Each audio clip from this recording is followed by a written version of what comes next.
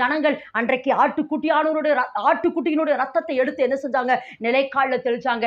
நீங்க சொல்லணும், இயேசு கிறிஸ்துவின் ரத்தத்தை என் மேல் பூசி இருக்கிற, இயேசு கிறிஸ்துவின் ரத்தத்தை என் குடும்பத்துக்குள்ள பூசி இருக்கிற, இயேசு கிறிஸ்துவின் ரத்தத்தை எடுத்து என்னுடைய பொருளாதாரத்தில் பூசி இருக்கிறபடினாலே இதில் இருக்கிற எல்லா அடிமைத்தனங்களும் விலகுகிறது என்று சொல்லி ஏசப்பா ரத்தத்தை அறிக்கையிட்டு ஜெபிக்க ஜெபிக்க ஜெபிக்க, ஏசப்பா எனக்காக ரத்தத்தை சிந்தி இருக்கிறார் என்று நீங்கள் ஒரு பக்கம் ஜெபிக்கணும், இன்னொரு பக்கம் விசுவாசத்தை அறிக்கையிட அறிக்கையிட அறிக்கையிட இந்த வருடத்திலே தேவன் உங்களை விடுதலையாக்குவேன் என்று சொல்லுகிறார்.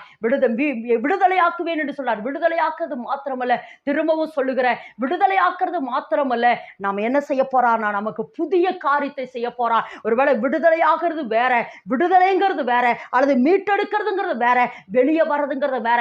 இஸ்ரவேல் ஜனங்கள் மீட்டெடுக்கப்பட்டாங்க, வெளியே வந்தாங்க. கர்த்தர் அவளுக்கு புதிய புதிய காரியங்களை செய்தார். புதிய புதிய காரியங்களை செய்து கர்த்தர்